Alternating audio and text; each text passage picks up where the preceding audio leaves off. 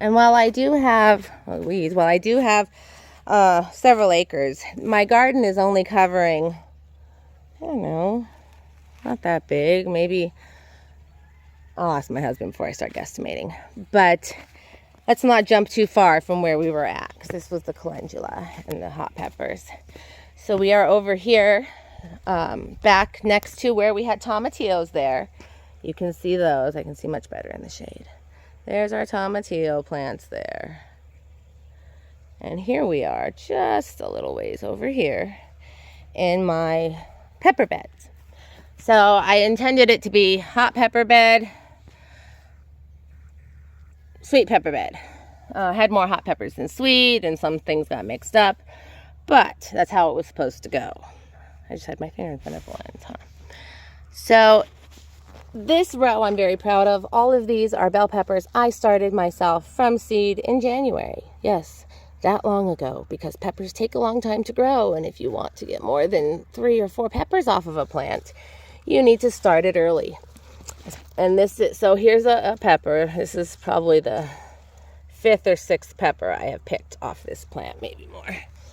On this little baby plant here, not too big.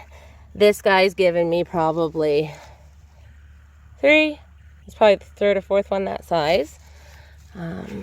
These are some, we got some stuff going on over here too. So here are some more of my bells that got popped to the wrong side, but that's okay.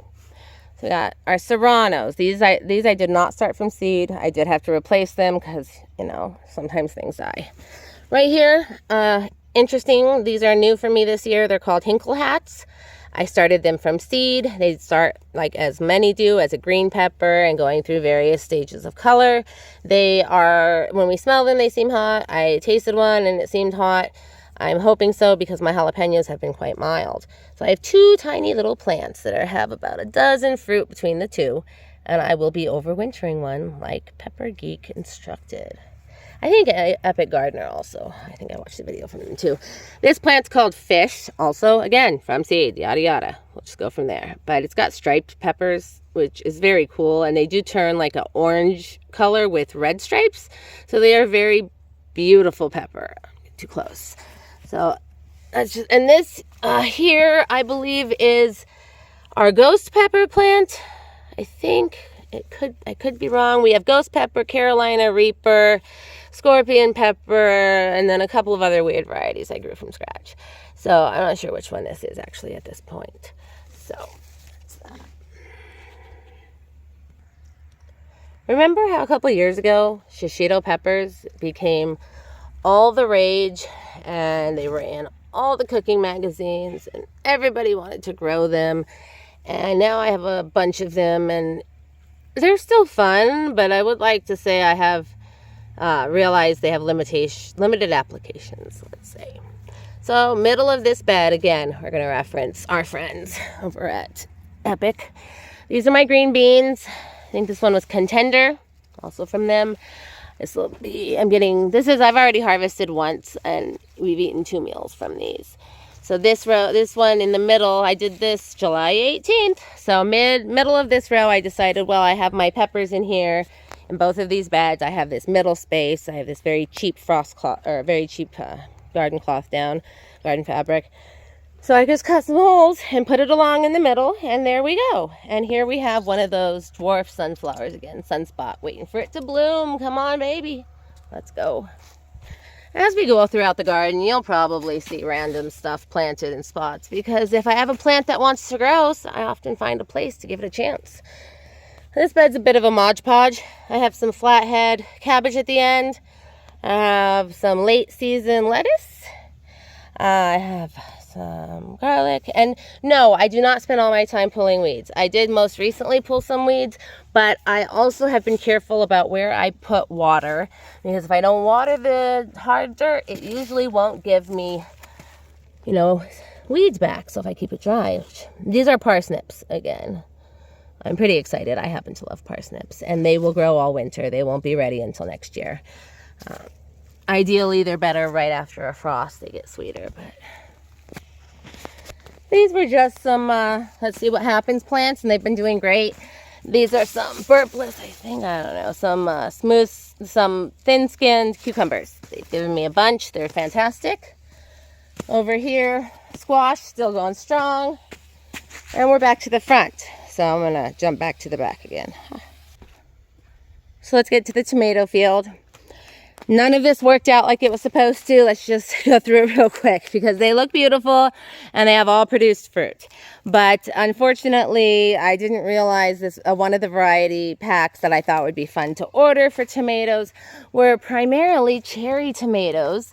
So while I have plenty of little guys, it's taken most of the year to get me anything big. These here are Lemon Boy. They are going to give me some nice tomatoes this year, so I'll do a late sauce. That's Old German. She's giving me a couple of beauties. Rosso Siciliano. While the plant is loaded with fruit, she's only given me a few ripe ones. I have thinned like crazy. I need to thin again, I guess. But it's doing fantastic, and I think per Pepper Geek, you can overwinter some tomatoes as well. That they have like I'll get into, that's not something to get into. But in any case, I might do that with this. But this plant really was promising, if you take a look in the beginning. But, I mean, it still has a lot of fruit. I don't know. This, I'm a little confused about my Brandywine. Yellow Brandywine didn't make any fruit. I don't know why. Oh, I made one. I know that was a real quick blow-by of my tomato field or tomato bed, whatever, but it's just, you know, it's a lot of little cherry tomatoes and pear tomatoes, and they look great, and they're 7 feet tall, and they're still producing, but they're still making green fruit. But we are in my squash field. Hello, baby pumpkin. Where are you? Hello, baby pumpkin. Hello, baby pumpkin. Where is it? There's a white one in here. Over here, so another one of the late season ones. This is, I think this one is Red Curie. Let's see if I can see it. Yeah, Red Curie. It was also one of those ones that I planted late season. It's making fruit. The squash field will most likely end up with frost cloth thrown over it. It'll probably survive the light freeze. There is just squash everywhere in here. I wish I could show you more, but the Japanese beetles are dive bombing me. I'll show you this one here. This is a cantaloupe. I put in from seed just into the ground. I direct sowed. And it's called Melonade. It's from Johnny's. I got a couple of them here. And I'm looking forward to trying them out. We'll just take a quick second to look at my arch. Now I've got some squash hanging. And I can sling them up if I need to. I can give them support. But my vision was to have a tunnel down the middle of the squash field, which is like 20 feet long. Not that long, 15 feet. I don't know. I shouldn't guess. But that was my vision. It didn't happen. Things happened. Lots of chickens. And then the goats happened. Oh my. Oh, this is where we're at. Let's get a load of that. That is called Sunshine. I think, I don't know.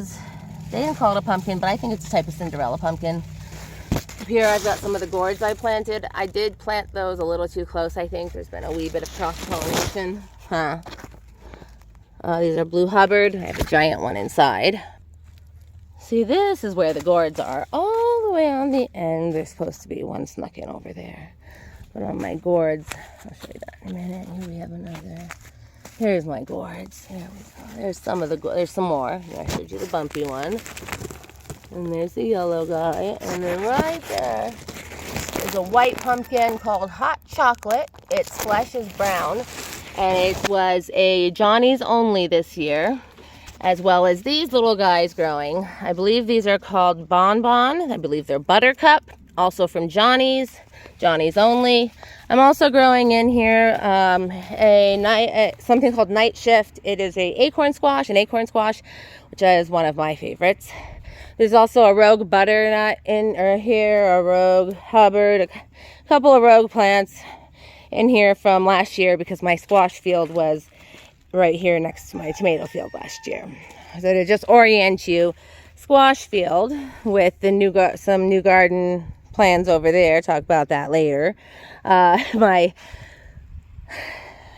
tomato field, that's where we started at the very beginning. So I know I ran through that a little bit. It is, again, my first video, bear with me. I do want to share very much with what we're doing here. So this is just a small part of what we do, but it is one of my most favorite parts of what we do.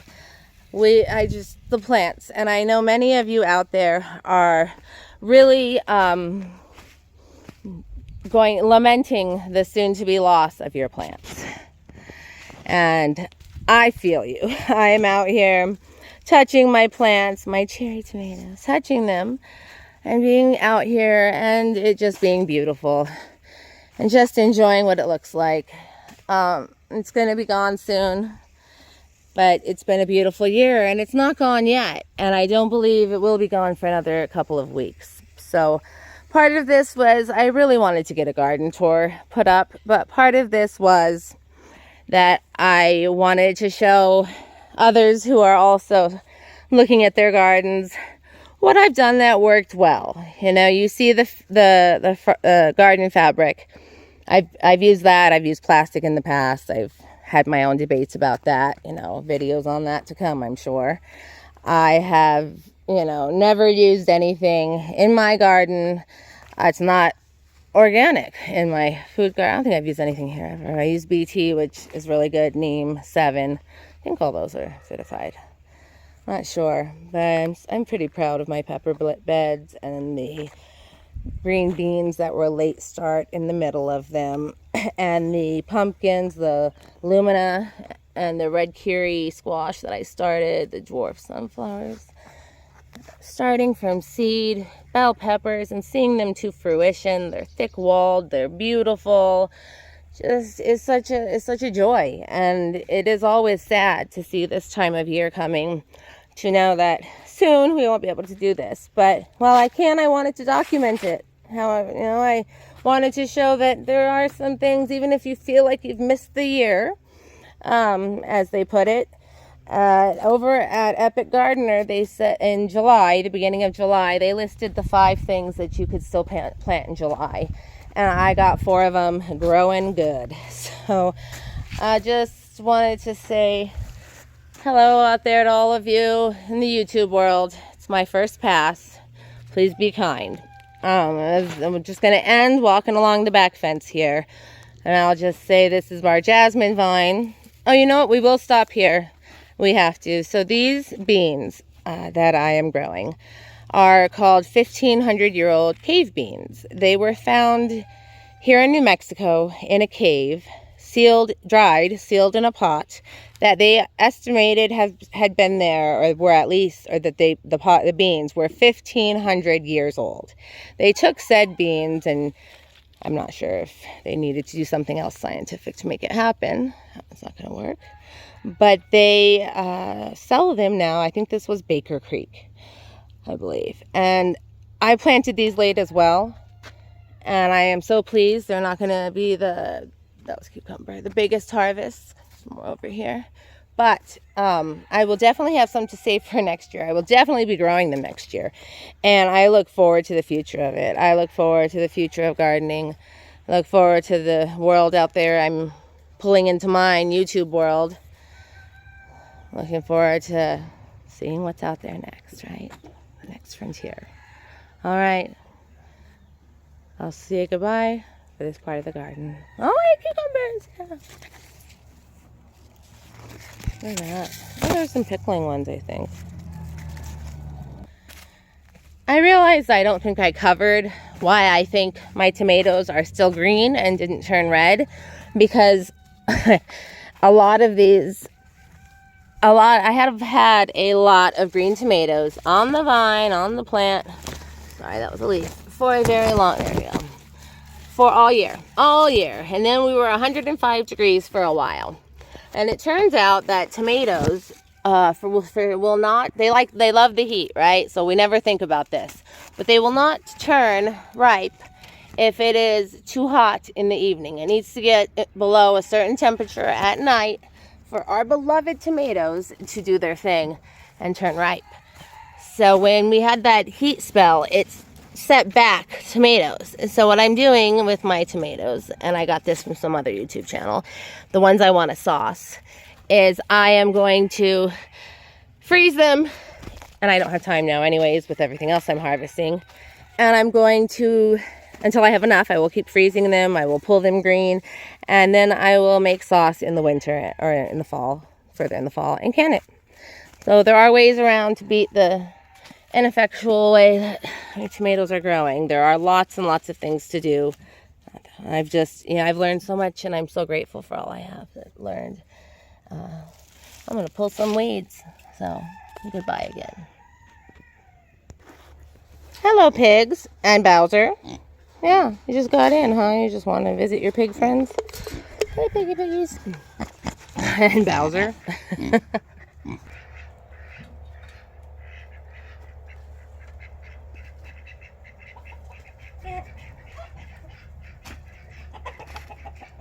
Hey, Chiggy Chiggy. Hi, Daryl. Tom.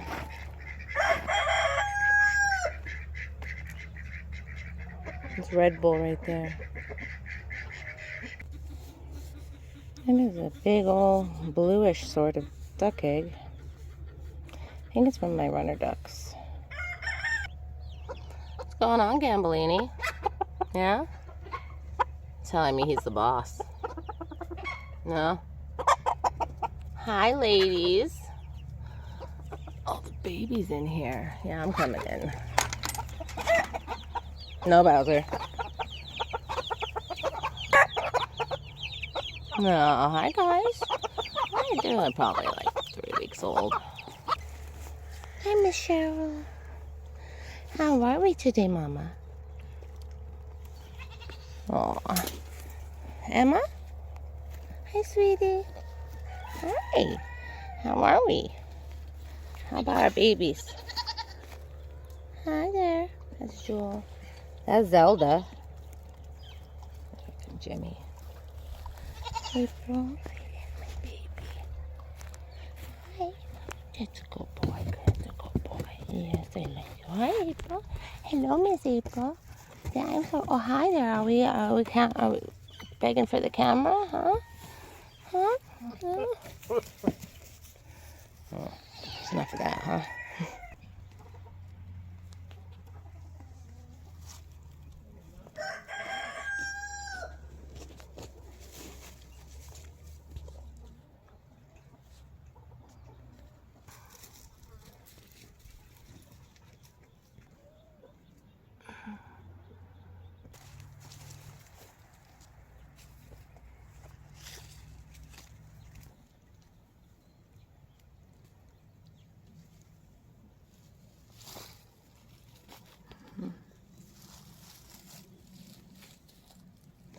Definitely one of my favorites.